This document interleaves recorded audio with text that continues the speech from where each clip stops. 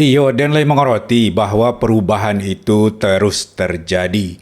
Tapi potangko sana, iyo agak eren juga dan seketek. Karono ada perubahan bahasa di Nagori awak. Yang mana ketika itu tadonga diambo bahwa hewan sahabat kita atau dalam bahasa Tiaka disebut gaci.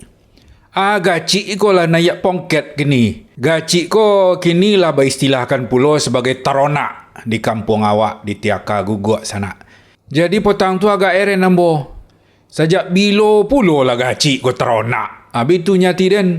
Sebab ketika sajak den ketek sampai den godang nan taronak ko setahu den jauh. Kobau. Kambiang. Itu nan taronak. Kalau gaci, ndak ada tengok orang dan orang menyebut sebagai teronak dah. Gaci, yo gaci aja. Atau anjing.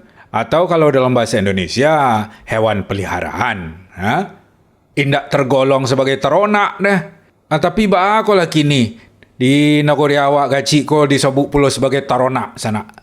Cuba lagi komentar di bawah Nak tahu pula ambo. Nak joleh pula dia ambo Terima kasih sebelumnya kuah.